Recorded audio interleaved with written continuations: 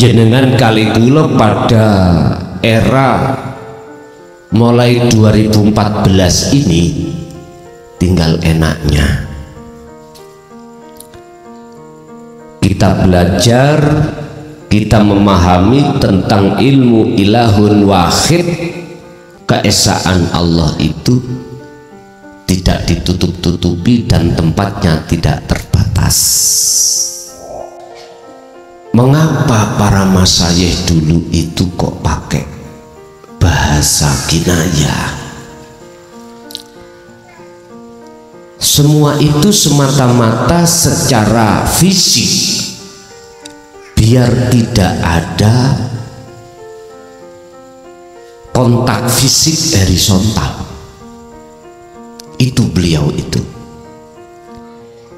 Bagaimana ilmu ini biar terus lestari walaupun secara sembunyi-sembunyi. Nanti kalau sudah waktunya pasti akan digelar secara terang-terangan.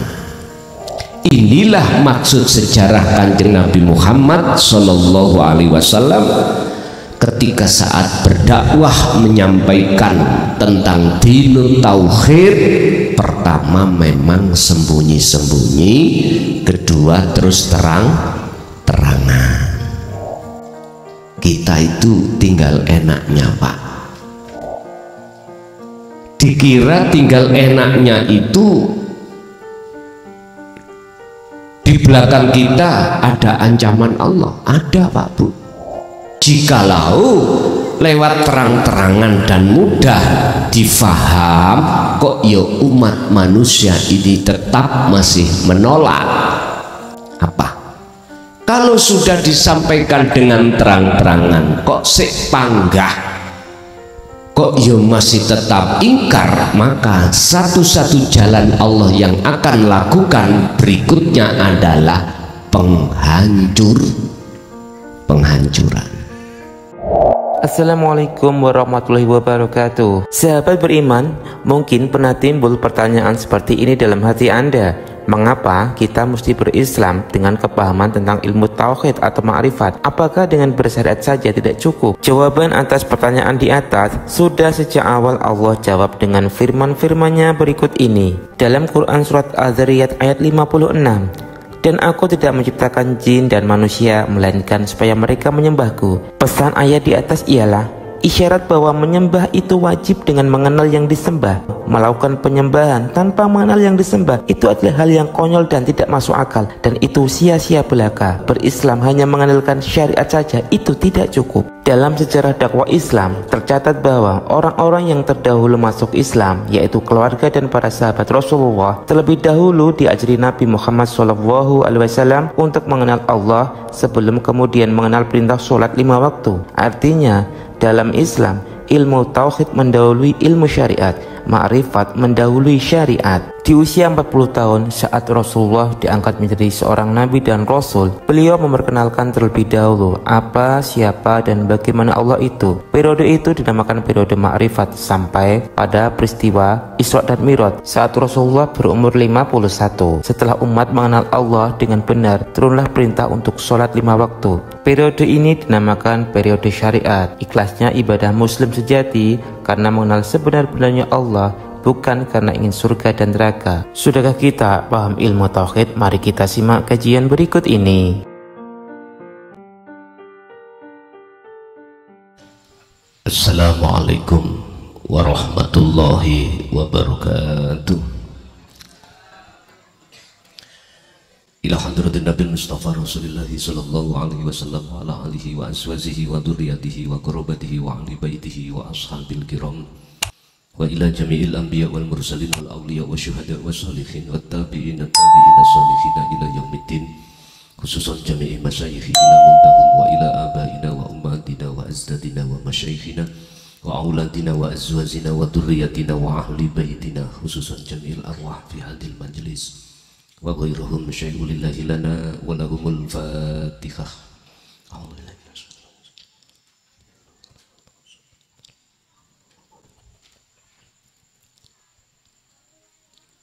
Bismillahirrahmanirrahim. Hamdan yuafi ni'amahu wa yukafi majida.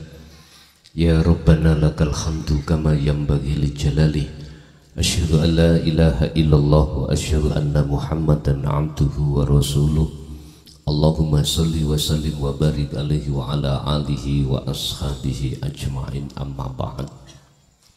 Hadratil muhtaramin dumateng para alim, para ulama, asatid wa asatidah, tokoh masyarakat, tokoh agama, sesepuh bini sepuh sewilayah Kabupaten Sidoarjo, tepatnya di Kecamatan Candi, Kelurahan atau Desa Sepande, jamaah ingkang rawuh, khususipun pengurus Jam'iyah Tauhid pada malam hari ini, rahimakumullah. Alhamdulillah, tidak ada kata yang pantas kami ucapkan kecuali rasa syukur kami ing ngersa dalemipun Allah Subhanahu wa ta'ala, di mana kita dipertemukan Allah dalam majelis yang mubarakah ini dalam rangka taklim muta'alim, yang pada malam hari ini kita akan membahas masalah urusan akhirat, manakala disampaikan terhadap ahli hati dunia itu selalu menolak. Urusan bahasan tentang dinut tauhid atau membahas tentang Allah itu selalu ditolak dan dibenci oleh golongan kita yang masih ada di dalam suka hati ini tentang dunia atau selain Allah. Hal ini Allah terangkan di dalam surat Az-Zumar ayat 45-46. Az-Zumar 45-46. Kita akan mengkaji di situ. Mengapa hal ini kita kaji? Jenengan biar bisa membedakan mana ahli hijab dan mana ahli syuhud, mana hati yang cinta pada Allah dan mana hati yang cinta pada selain Allah. Seperti tadi malam saya mengkaji tentang dinut tauhid di tengah-tengah masyarakat yang tidak suka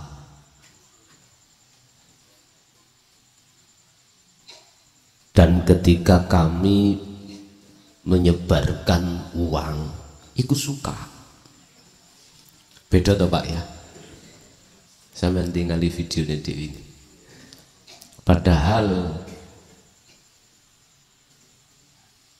salah satu ustadz yang memberikan, nek cara kula niku bedhek isik lagu iso tak gemei ora ya ora, pun biasa ngoten niku. Pun dan itu wajar dan proses kita dulu memang gitu. Yang rawuh pada malam hari ini siapapun panjenengan dulunya juga gitu. Makanya saya katakan wajar karena itu proses kita masing-masing. Makanya ra oleh diseneni, gak usah dibenci, yang membenci tentang Allah gak usah, karena beliau-beliau itu juga butuh proses. Bapak Ibu monggo dibuka. Bismillahirrahmanirrahim. Az-Zumar ayat 5 ayat 45. Wa idza dzukira lan tatkalane den jelasake atau den terangake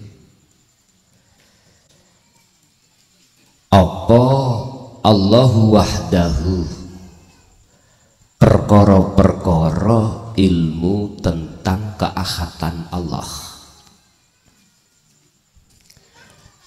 atau apabila disebutkan keesaan Allah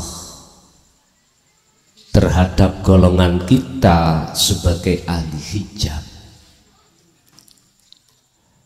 dan atau apabila diajarkan tentang dinul haq atau dinul tauhid, mongko isma azat grundel. Apa bahasa grundel ning ati, bahasa Indonesia grundel, kesal. Dan apa qulubul ladina la yu'minuna bil akhirah, piro-piro atine wong sing ra percaya tentang akhirat hakikati.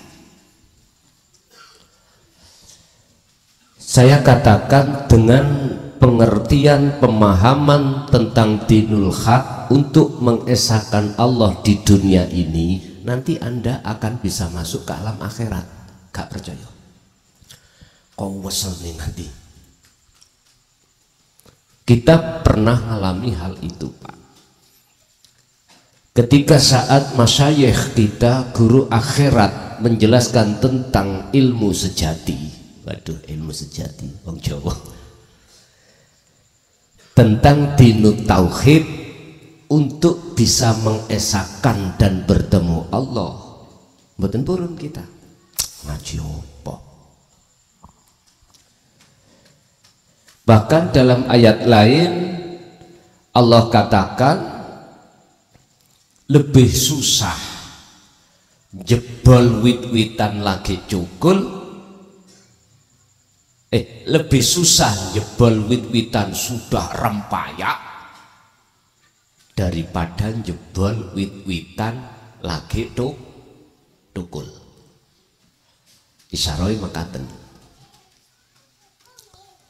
Artinya kalau kita sudah kedahuluan sugih, kedahuluan duweni pangkat, kedahuluan ngalim ilmu dohir, kedahuluan iki susah,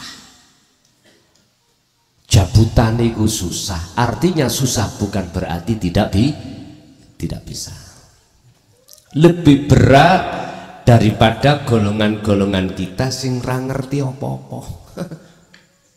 Niku gampang. Makanya beliau-beliau mereka isma azat ning ati iki grundel. Peceron iki tutuk nggone ning ati. Tapi bagi mereka yang sudah menerima mesti ngomongnya ngeten, dawuhe ngeten. Lah ya iki ngaji sing tak goleki. Sampai parak subuh ya betah. Tapi bagi kita yang belum masuk di zona itu, gini ku mau, kita ada pengalaman di hati itu menolak. Apalagi disampaikan dengan ilmu kejawen, iku sesat, dzalika dhalalatun. Dan ini wajar, karena kita dalam rangka proses untuk mencari jati diri yang sebetulnya, tapi belum ketemu. Sehingga mengapa di dalam hukum syariah kita dididik kongkon sing jogo tekun sholati 5 waktu itu lho Pak, kadang ditambahi wiritan-wiritan dikir. Lalu semata-mata adalah supaya kita kenal siapa sejatine Allah ilahukum ilahu wahid itu. Ini proses kita, Pak. Makanya tolong jangan disalahkan manakala istri atau suami kita yang masih menolak, jangan disalahkan. Karena beliau-beliau itu butuh proses pemahaman untuk menguatkan hatinya sehingga hatinya bisa condong terhadap Allahnya. Ketika mereka dibahaskan tentang keahatan Allah, bahasnya tentang keahatan Allah, isma azat, mongko capek, pegel, grundel, ngamuk-ngamuk, apa qulubul ladina la yu'minuna, mereka yang belum percaya. Atine Pak sing capek mboten jasate. Qur'ane mengatakan qulubul ladina la yu'minuna bil akhirah, hatinya. Bon. Tapi wa idza dzukira, tatkalane den sebut atau den jelasake menyang sapa alladzina, menyang wong golongan kita yang ahli hijab, jelasno min dunihi perkara kang sakliyane Allah, berarti bahas urusan dunya. Idahum dumadaan, utawi mereka alladzina iku yastabsyiruna, dadi seneng sapa mereka. Makanya nek dicekno babakan jaba, senenge tutuk-tutuk. Apalagi ada semi-semi supali le sing teko saarat-arat. Bahasa Indonesia saarat-arat yo Pak. Baunya nek cara Kediri beleduk ngoten. Dan inilah potret kita ketika saat belum mau menerima hidayah dari Allah. Wajar mawon. Dibahasno tentang barokah, karomah, lu wis sawenenge ana apa? Apa urusan-urusan yang mensukseskan man arodat dunya sawanang senang pol. Tapi kalau diterangkan tentang masalah man arodal akhirah, perkara-perkara yang ada kaitannya dengan Allah wahdah, keesaan Allah, mboten purun. Mungkin saya angan-angan saya laksanakan gini. Ketika saat saya teringgap darah tinggi, wedi Pak ambek sate wedhus, nggih ta ya? Siapapun kita. Tapi bagi panjenengan yang tidak ada indikasi darah tinggi, ya napa? Oh enak. Mangane gak noleh nang bojone. Laksana seperti itulah. Dzukira itu istilah daharan. Daharan nek gak cocok miturut kita sebab larangan, itu kita tolak. Tapi sebetulnya jenengan kepingin ketok sate sapiring ya, jadi kepingin.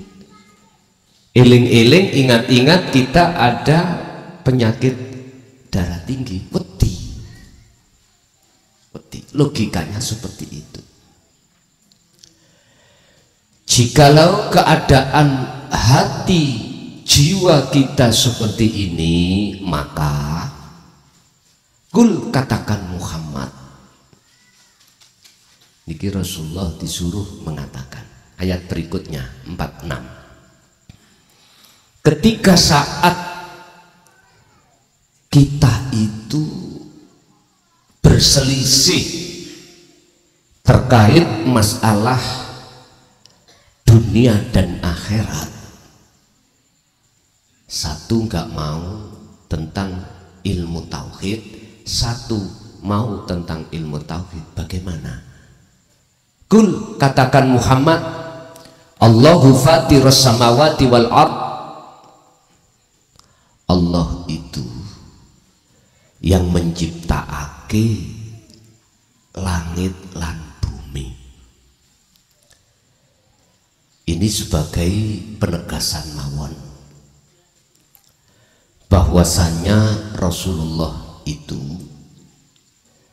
juga membahaskan tentang ajaran dinut tauhid,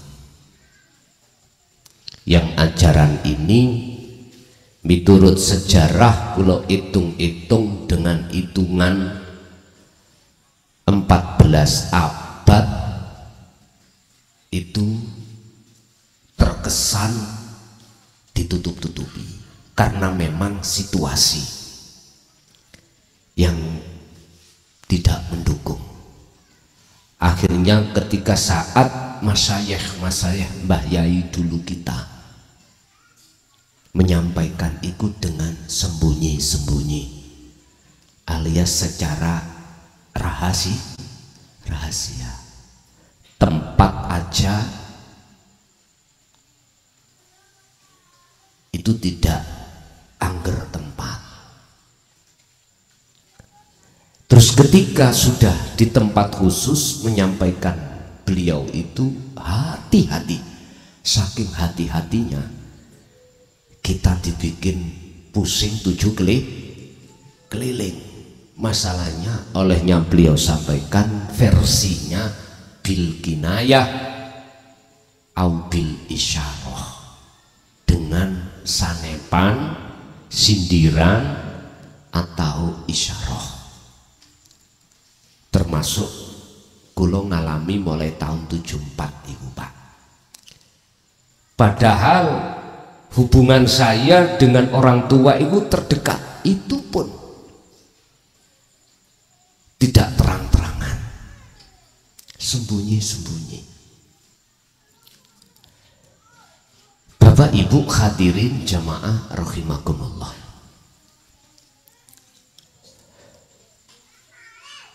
jenengan kali kula pada era mulai 2014 ini tinggal enaknya kita belajar, kita memahami tentang ilmu ilahun wahid, keesaan Allah itu tidak ditutup-tutupi dan tempatnya tidak terbatas. Enak.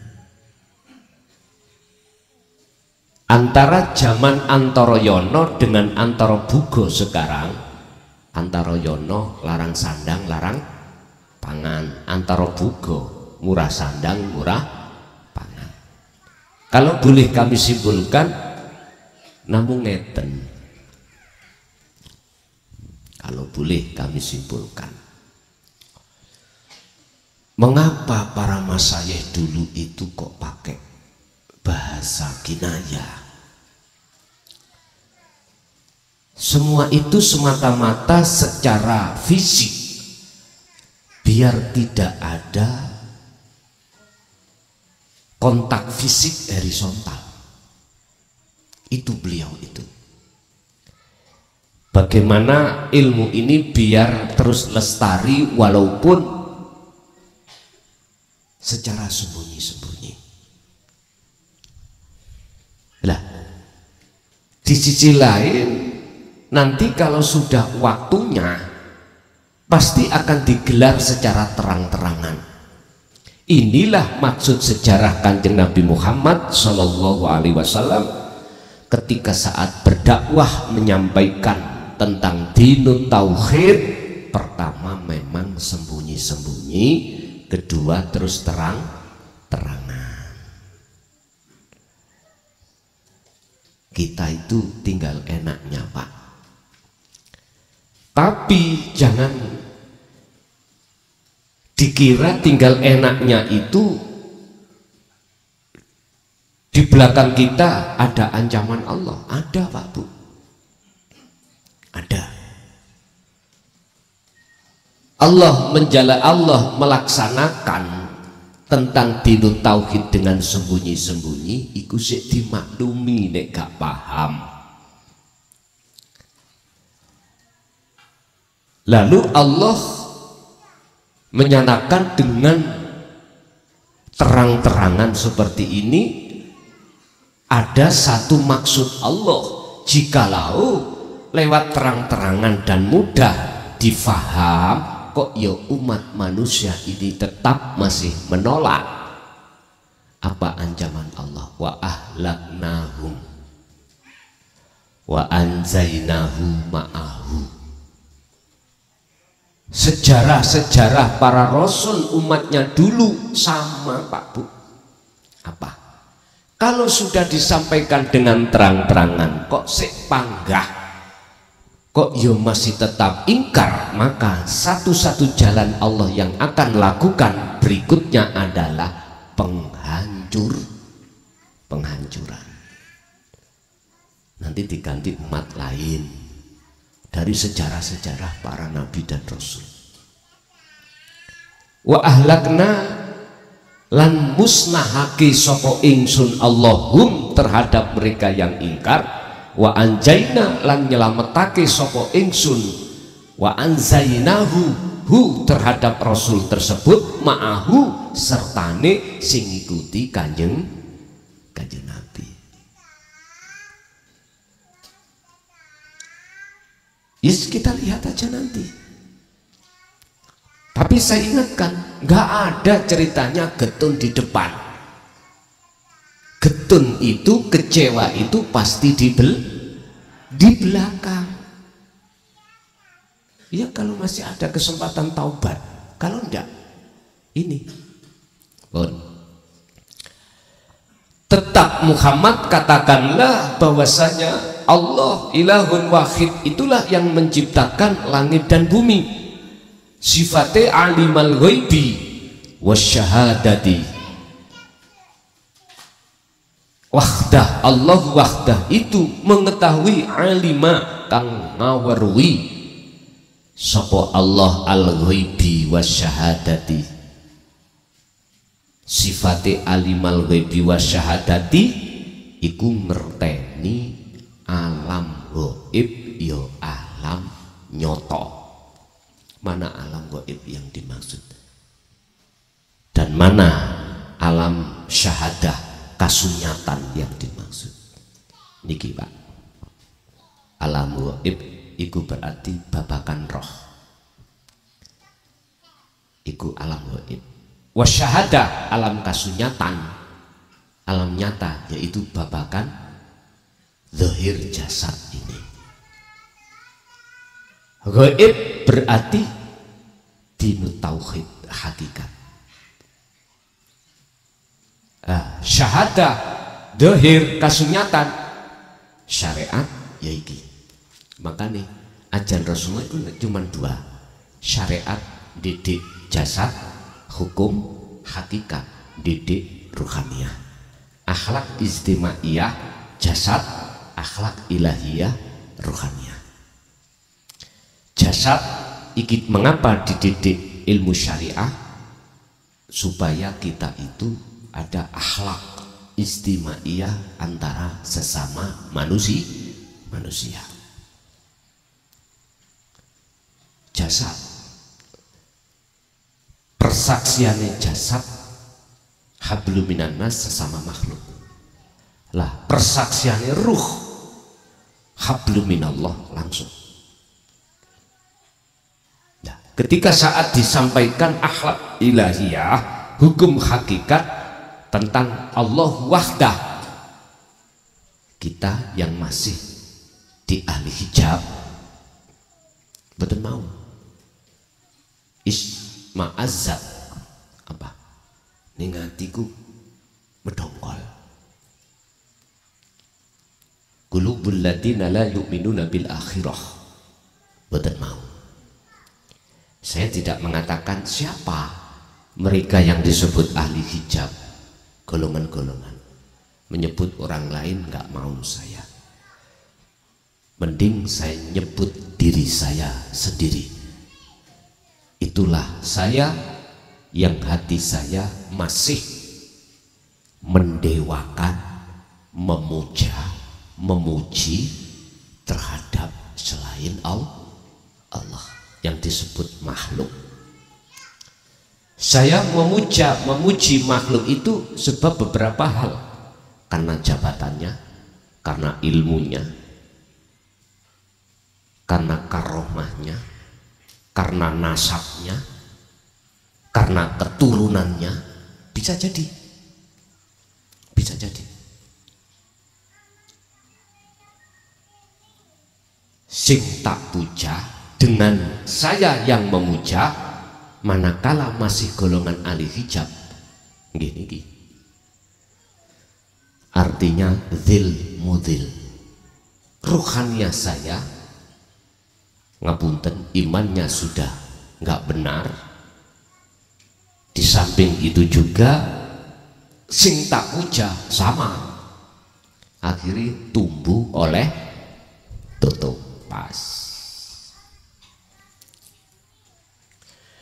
Dialah Allah ilahun wahid, wahdahu iku maksudnya yang mengetahui perkara gaib dan perkara kasunyatan atau perkara nyata.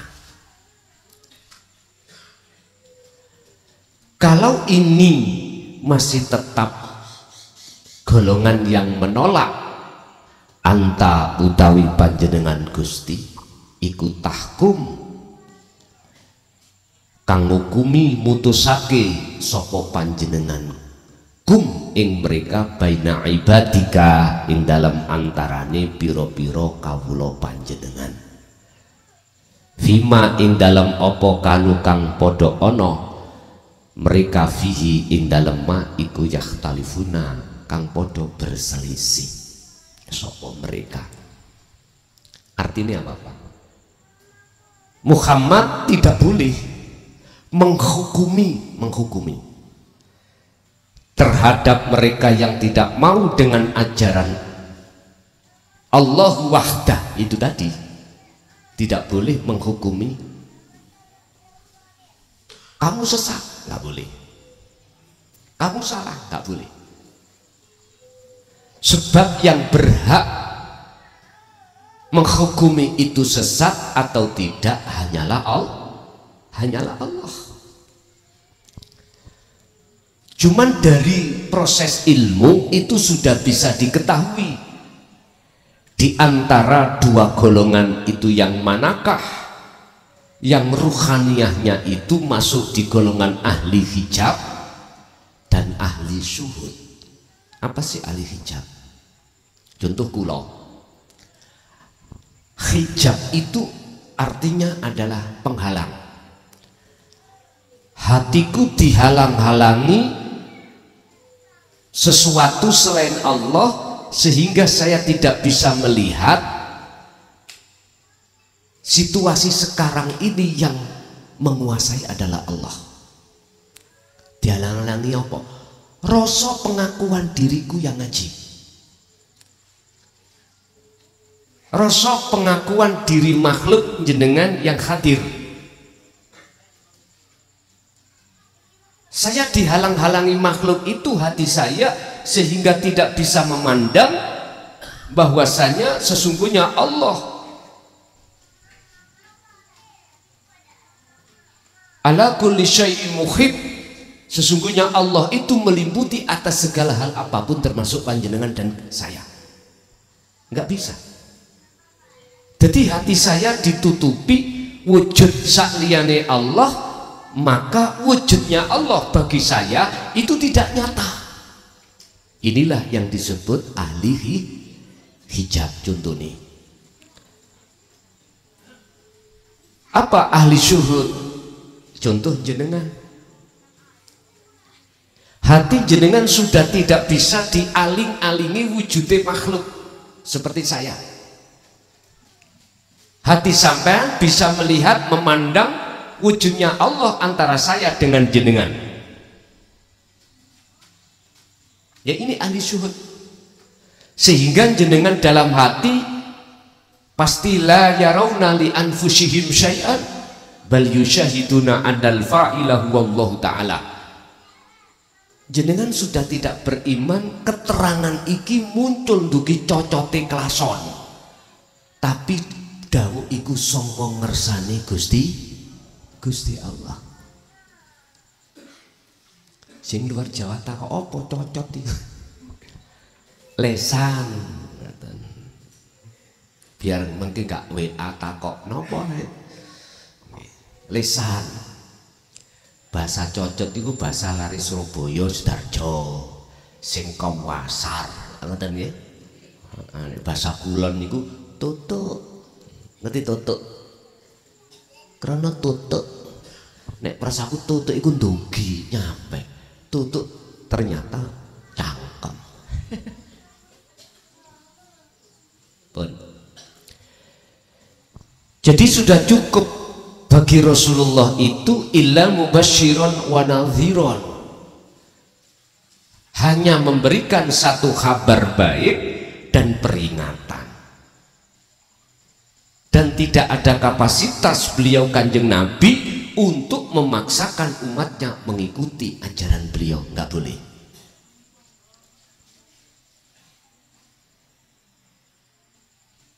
Bagaimana perselisihan itu kita biarkan? Mesti Pak ada kontak fisik horizontal. Apapun perselisihan itu nek mboten clear, mboten lekas tabayun, mboten lekas ada solusi, sampai kapanpun Pak akan muncul rasa dengki, akan muncul rasa mohon maaf dendam dan lain sebagainya, dan ini tidak akan pernah putus. Sifat-sifat yang muncul dalam hati kita, kecuali jenengan iki wa anibu ila rabbikum wa qala aidan fafirru ilallah. Rohaniyah lekas bangsul kembali kepada Allah. Bapak Ibu hadirin jamaah rahimakumullah. Jadi jenengan pun sakit hati. Jenengan sing sampun bisa nrimo ajan Rasulullah di jalur dinut tauhid ini dan sudah mengamalkan dzikir yang sebenar-benarnya dzikir, lalu di samping jenengan iki menolak, bahkan mengatakan apa yang jenengan lakukan ajaran dari Rasul ini dikatakan sesat, jenengan tetap nggak boleh sakit hati. Wonten saged kula.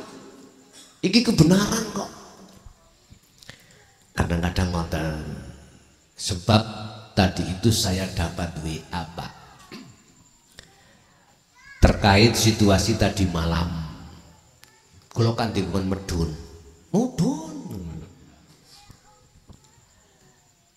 Jadi ada jamaah di sekitarnya itu tahu.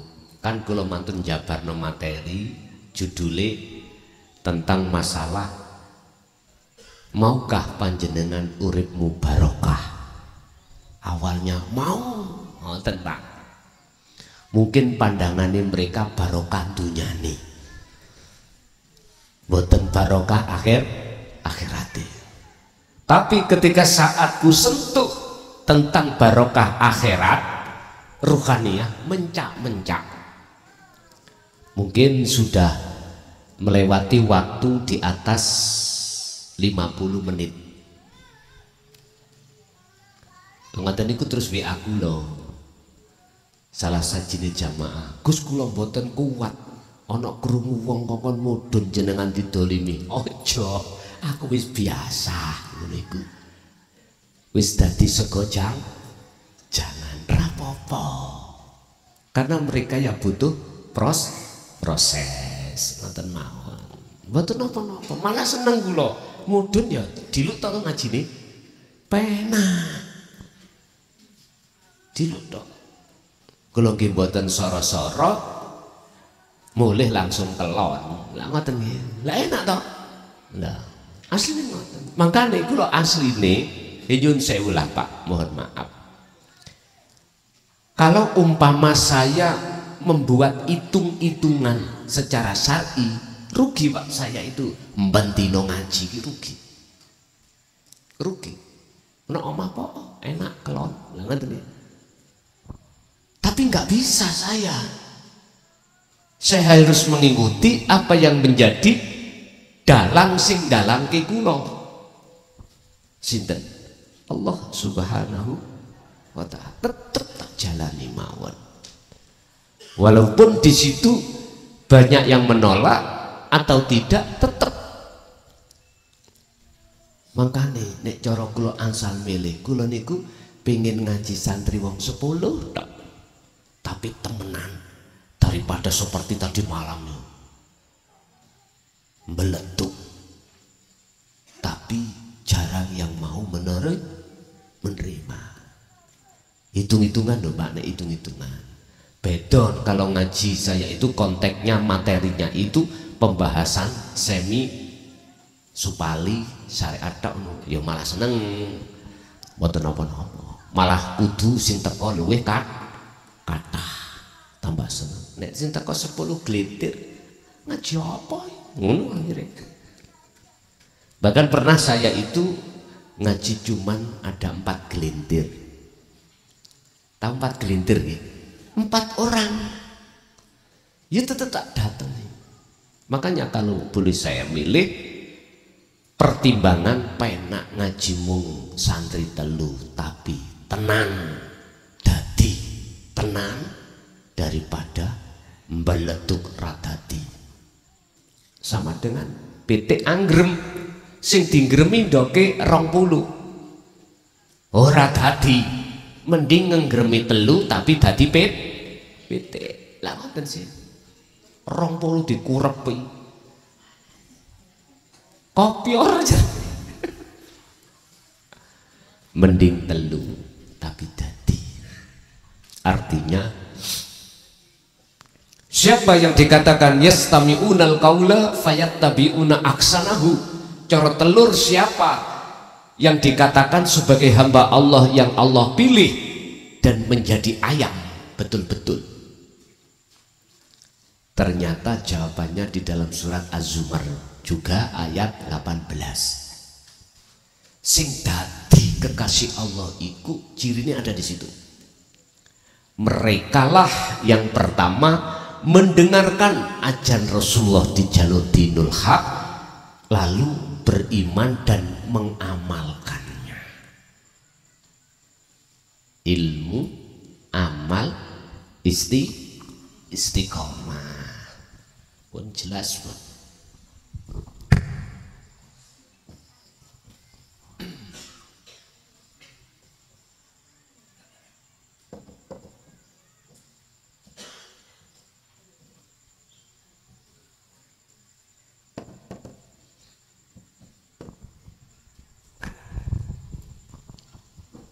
Ilmu yang dimaksud adalah pengetahuan yang ajaran Rasulullah sampaikan terhadap para sahabat tentang Allah wahdah. Jero ayat 45 tadi, Allah wahdah yang disebut dengan ilmu tauhid. Setelah itu kita terima, dalam hati kita ada kefahaman. Alurnya ilmu itu gini, akhirnya iman. Akal kita menerima ilmu itu, jatuhnya adalah faham, lalu jatuh dalam hati, jadinya iman. Contoh jenengan saya pirsani, kulo khabari, saya khabari Pak, tadi di perempatan Pasar Tulangan itu ada orang yang jatuh. Jenengan mboten semerap kejadiannya. Ketika saat ku terangkan, jenengan tanya, perempat Pasar Tulangan itu di mana? Ya nggak tahu. Mesti tanya. Sing tahu sudah angan-angan. Oh, Pasar Kanan, Pasar Tulangan. Oh, aku tahu. yang belum tahu tempatnya pasar Tulangan, jenengan saya mikir, akhirnya bertanya, sebelah pundi sih pasar Tulangan itu? Sing kula liwati pasar Tulangan apa meneh? Nek ngalor wonten pabrik tebu niku lho. Oke. Kula langsung cerita. Jenengan tahu pabrik tebu? Oh nggih. Niku sampean ngidul terus ketemu perapatan. Oh. Lah jenengan yang sudah tahu mboten mungkin tanya di manakah pasar Tulangan itu, langsung nyandak. Berhubung saya kasih kabar di situ Pak, tadi habis maghrib ada orang kecelakaan.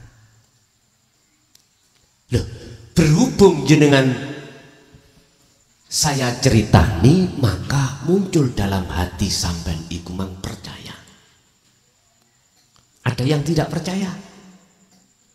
Siapa yang tidak percaya? Mereka yang tidak suka pada Kanjeng Nabi. Siapa yang tidak suka Kanjeng Nabi?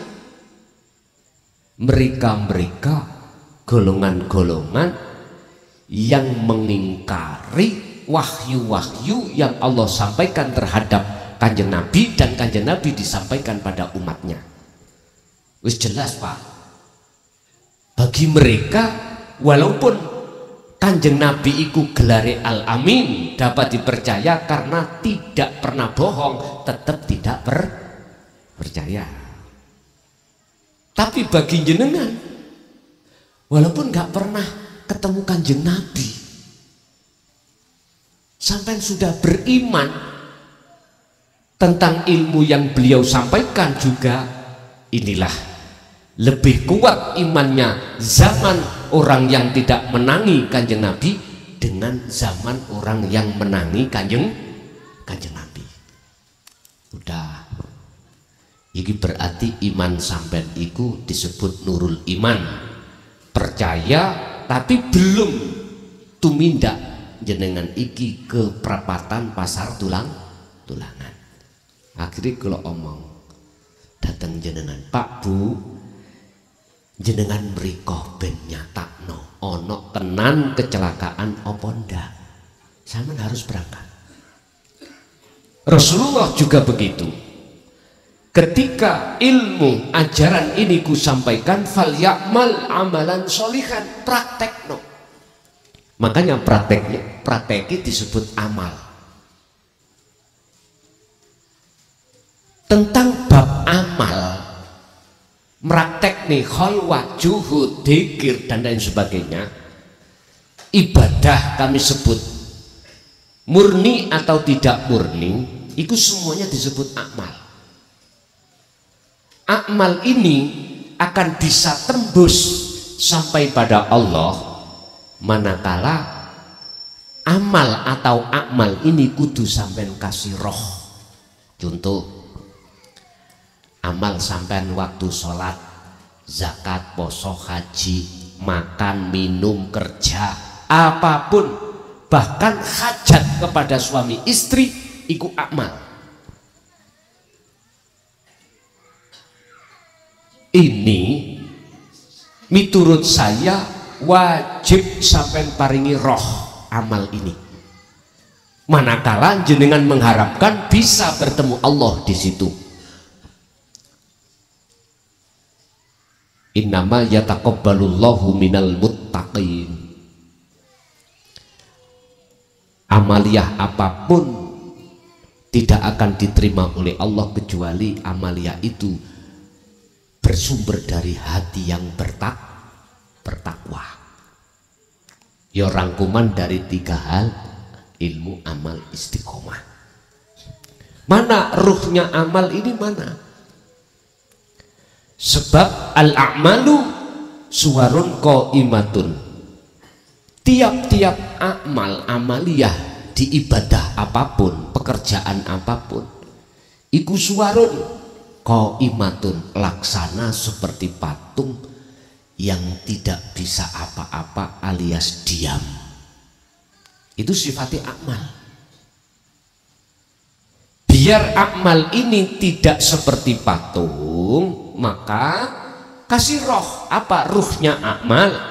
Wa arwahuha utawi piro-piro roe amal iku wujudu siril ikhlas, wujude rahasiane ikhlas fiha ing dalem amal. Kala dawuh sapa Syekh Ibnu Athaillah di dalam kitab Hikam. Berarti roe amal itu adalah rahasiane ikhlas. Apa rahasiane ikhlas di situ? Proses tahalli ke tajalli. Apa? Yaitu proses dari pembersihan atas pengakuan diri kalau diri makhluk ini yang melakukan. Jadi rasa rumongso keakuan kita yang sholat, keakuan kita yang zakat, poso, haji dan sebagainya harus dihilangkan. Perasaan hati yang seperti itu harus kita tanggalkan. Setelah kita menanggalkan tahalli proses ini, maka selanjutnya tajalli. Rasa pangrasa ning ati sampean yang muncul adalah yang melaksanakan semuanya itu atas keakuannya Allah. Inilah yang disebut wujudu siril ikhlas, wujude rahasiani ikhlas. Baru Pak, di situ jenengan diwastani sudah bertemu Allah. Gampang nggih? Gampang. Sampai wis paham. Lalu laksanakan. Kok sik pancet, sik tetep susah, wangel. Istiqomah berarti harus terus menerus. Kok sik angel? Kok belum ada tanda-tanda saya bertemu Allah? Perasaanku, aku sudah nggak merasakan diriku yang melakukan, tapi dalam hatiku rasa sing muncul keakuannya Allah. Aku kok durung ketemu Allah. Ternyata apa Pak? Ternyata jenengan iki duwe pemahaman ketemu iku sampai koyok-koyok ketemu wong sing gak pede dan lain sebagainya. Pertemuan itu ada dua unsur, makhluk dengan Allah, padahal bukan. La ibsarun wa mubsarun wa basarun. Nama makhluk kita tadi kholik nggak ada. Nama kita makhluk roh tadi manusia nggak ada. Nama Allah itu juga nggak ada. Nama mata untuk melihat juga nggak ada. Terus nama apa? Nggak ada nama. Berarti yang disebut bertemu itu ora ono apa.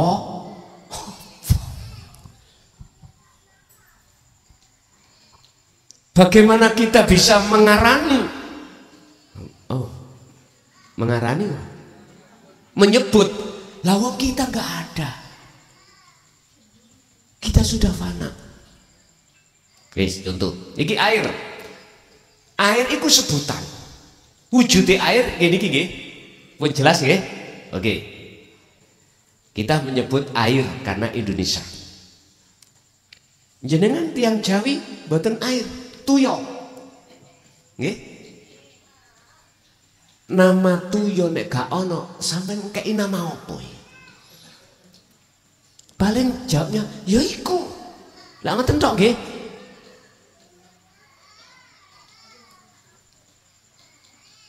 Orang Amerika sebutannya beda Pak. Orang Jepang juga beda, orang Cina juga beda.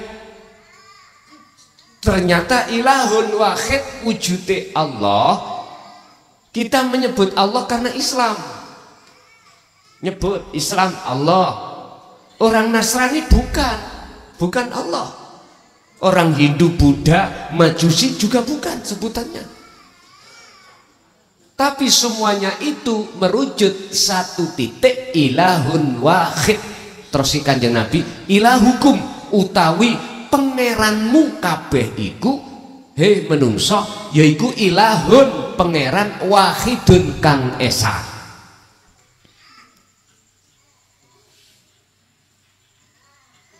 Ini jenengan kalau sudah beriman, maka wajib jenengan kali kula sing pingin ketemu lan nyatakno sejatine Allah, sejatine Tuhan, harus melakukan zikir sirul asrar atau zikir nafi itsbat, ninggalke rasa pengakuan diri makhluk yang ada, yang berkehendak, yang melakukan, lalu muncul rasa pengakuan Allahnya, ilahun wahid.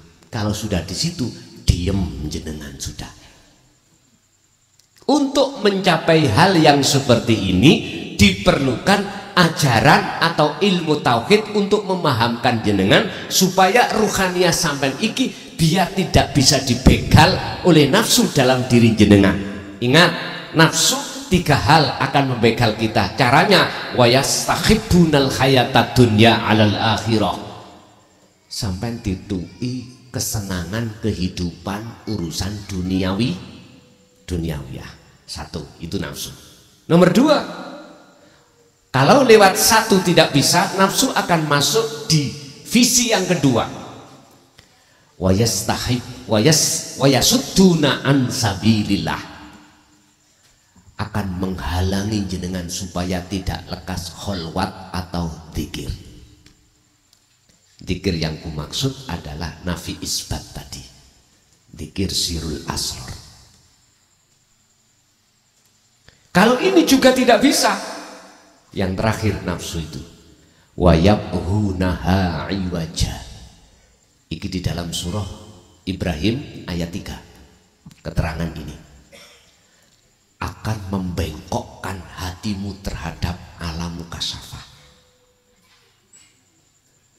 alam yang penuh dengan karomah. Hati-hati, hati-hati. Masalahnya tanggal 7 malam 8 September ono geden-geden baiat karom. Hati-hati. Kalau yang belum betul-betul memegang sirul asal, jangan pernah ikut. Itu jangan. Nanti jika jenengan maksa, dampak negatif pasti ada. Apa? Akan menghalangi, dijadikan nafsu untuk menghalangi jenengan supaya ruh tidak lekas makrifat pada Allah. Ini kalau yang sudah paham dan jalankan sirul asrar, gak ada masalah. Sebab karomah itu sifatnya adalah sebagai kendaraan jenengan untuk bertemu Allah. Kalau bahasa dohir, sebagai pengaman secara jasmaniah. Hanya itu.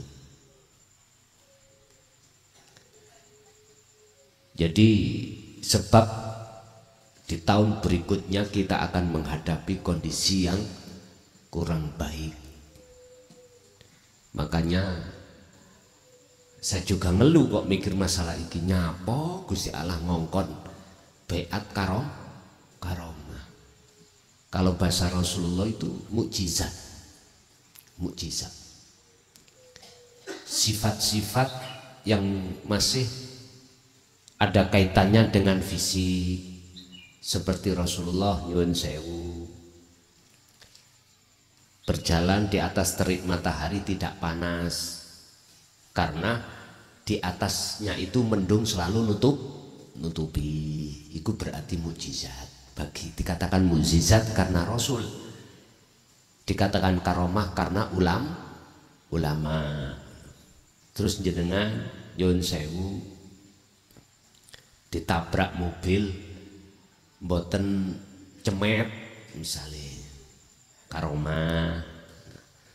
Eling bapak-bapak tahun 70 ning TVRI ono ada film, kalau nek nyebutin film setan. Karton nih lho Pak ya. Dulu lah ono ya.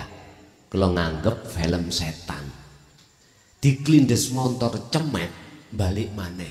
Kalau sekarang Tom dan Jerry. Matan. Setan kan ora matek-matek lah ya. Ora matek-matek. Nanti bahayanya bagi yang tidak mengerti jalur langsung nang Allah akan menjadi takabur, akan jadi riya. Inilah yang kukatakan akan menghalangi ruhannya jenengan. Nggak bisa jenengan langsung rasa rumangsa Allah mboten saged. Tapi bagi jenengan yang sudah ngerti dzikir sirul asrar dan sudah jalan mboten saged, jangan dihalang-halangi. Makanya tolong sekali lagi jangan pernah ikut. Lebih-lebih ibu-ibu jangan. Tapi kalau sudah jalan dzikirnya, aku juga nggak bisa melarang. Mengapa di situ dikhususkan, diprioritaskan antara umur 30 sampai 50? Jenengan cara orang itu sih kuat-kuate, cara fisik, mangan sih enak. Nek wis umur swidak ke atas, 50 ke atas, apalagi swidak ke atas, anyi-anyi. Nggih Bu nggih? Anyi-anyi. Njaluke sate terus enak-enak. Diduk iwak klothok tahu wis wegah. Yes, memang itu Pak. Kalau kita tua, semakin tua semakin anyi, akeh penyakite kesalahan. Sing nom-nom pok, wah. Arek pondok niku Pak nyun sewu. Nasi namung jangan terong utawa grengsengan kangkung ngoten tok, gak ada lawuhe yuk. Habis yuk. Sak lengser niku. Lho nggih. Sing makan wong limo. Betul karena kluwen ora enek sing dahar. Sangone was pas-pasan. Kula siang niku ambek dodol pelembungan, Pak. Nggih. Kula zamane SMP niku nggih, di samping kula ngawula Mbah Bakhri Mojosari. Kula niki ngangon wedhus ya.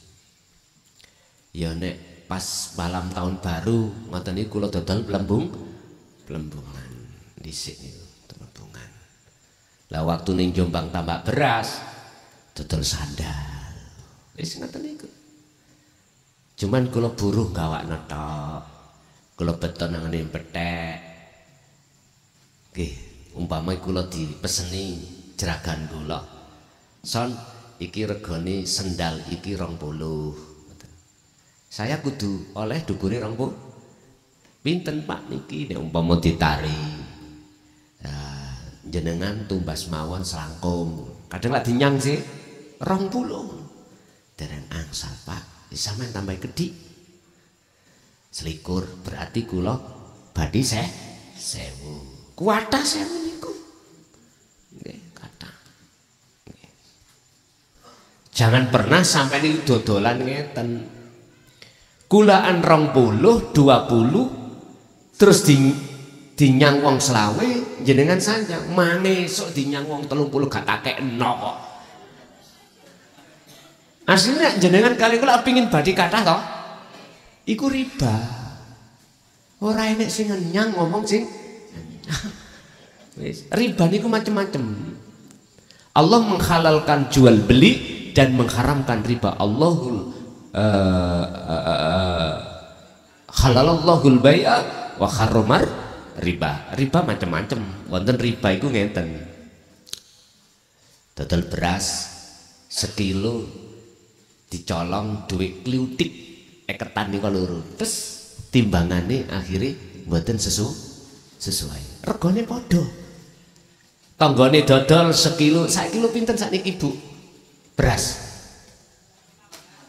14, 15. Sampeyan sadiane 14-15, tapi badi sampeyan ini juga tidak naikkan harga. Nyolong bobote beras. Sebab gak kira Bu, sampeyan beto mantuk tuh Mas 2 kilo ning omah ditimbang dhewe ning gak kira. Sama dengan bensin yang pom ini.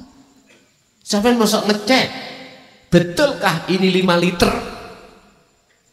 Nggak bisa sampai ngecek dugi pundi. Paling sampai ninggalin nomor, makanya pom itu kan mesti petugas ya. Mulai 0 Pak, nggih?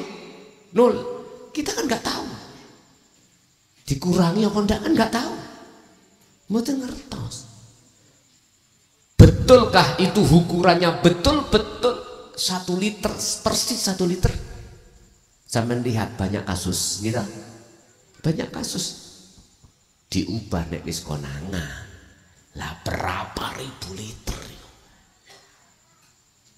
Lo es tuh. Makanya kadang pom siji yang satunya kadang-kadang saya merasakan sendiri tuh Pak.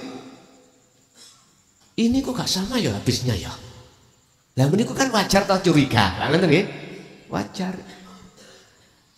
Lah jual beli yang ada unsur riba inilah mereka disebabkan karena pengen badi ukeh, tapi dia tidak sadar ada siksa Allah di belakangnya. Nggak sadar. Ini kan merugikan orang lain, ya tak? Nggak sadar. Makanya kata Rasul, Allah menghalalkan jual beli, tapi Allah mengharamkan riba. Riba itu nipu keluar dari hukum. Ini kalau riba. Ya wis terserah jenengan wis dikandani Allah, sudah tahu kok sih tetap kita jalankan urusannya masing-masing. Kecuali jenengan gak ngerti, hukumnya gak ngerti. Nek nyolong iku haram, gak ngerti Pak. Menjadi gak ngerti loh ya. Kita ngomong orang ngerti. Bagaimana bisa dihukumi orang gak ngerti? Mboten saged. Paling tidak difahamkan, diajar. Makanya perlu nih majelis taklim, ngaji ku di situ. Makanya jenengan mengapa saya sholat selama ini kok ora tahu bisa penak ning ati ketemu Allah ora tahu. Ya apa sih Allah itu yang setiap saat dan waktu tak sembah. Ngaji yo. Ngaji yo babakan Allahu wahdah. Babakan dinu tauhid. Lah ora ngerti yo wajib kita ngaji. Wis diworo-woro di status, diworo-woro di grup. Nanti waktunya ngaji di candi Sepanding. Mung didelok tok. Enak turu omah. Turu lah. Tapi tetap Pak, apapun alasan kita, kata Rasulullah,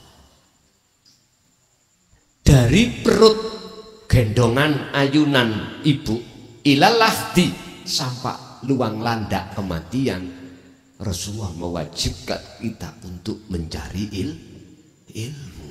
Ternyata yang dimaksud hadis di sini adalah bukan hanya ilmu tentang dunia saja, tetapi lebih-lebih ilmu tentang akhirat. Man arada dunya fa alaihi bi ilmin, wa man aradal akhirah fa alaihi bi ilmin, wa man aradahuma fa alaihi ma bi ilmin. Tetap ngaji. Kalau sudah keranahnya ngaji babakan ruhaniyah akhirat, ora enek enteke. Tapi muarane mung situ, pun sampai niling-niling. Semua ilmu dinul haq yang berbagai macam, yang tidak ada batasnya, muaranya cuma satu. Apa? Faktulu anfusakum. Lewat dzikir sirul asr itulah untuk meniadakan rasa pengakuan diri sebagai makhluk yang wujud, yang berkehendak, yang melakukan. Sisihkan ini, lepaskan, baru akan nyata keakuan Allah, yaitu ilahun wahid sebagai yang wujud, sebagai yang berkehendak, sebagai yang berperan. Pun intinya ada di situ. Jadi kalau sudah tahu inti ini, pena. Ilmu apapun tentang tauhid modele kalau sudah paham ini, yang disebut daqaiqul asrar, lembut-lembute rahasiane ilmu tentang wujudnya Allah mesti nyantol dengan mableng ngoten mawon. Karena rahasia-rahasia lembut-lembutnya ilmu tentang rahasia Allah buka terhadap hamba yang sudah dikehendaki Allah tentang dzikir sirul asrar dan menjalankan sampai ke makrifat datang Allah. Makanya di dalam surat Al-Ahzab Allah katakan tentang dzikir ini, Pak, boten guyon. Ya ayyuhalladzina amanu dzkurullaha, wahai orang yang beriman, ingatlah kau, berzikirlah kau terhadap Allah dzikran kelawan sejatine dzikir, sak temen-temene dzikir. Maksudnya ayat dzikran ini adalah dzikir yang bisa mengubah keadaan rohaniah jenengan sing asali gelap menjadi terang pada Allah, yang asalnya gampang sumpek terus jadi gak gampang sumpek alias tenang, damai ketika menghadapi kondisi apapun. Apa itu dzikir? Wa huwa adzikru bisiril asrar. Itulah dzikir yang sudah tidak ngucap, sudah tidak memakai nama, tidak memakai sifat, tapi dengan rasa su'aul basirah, merasakan bahwasanya yang berperan atas segala hal apapun yang muncul dan timbul pada diri kita atau makhluk diri kita semua adalah ilahun wahid. Itulah Allah subhanahu wa ta'ala. Baru plek kali hadis Rasul la haula wala quwata illa billah, dan plek kali dawe Allah ning Quran bahwasanya Allahu khalaqakum wa ma ta'malun, wa malan apa tak maluna kang agawi sira kabeh sumberi sangka Gusti Allah. Wis plek pun.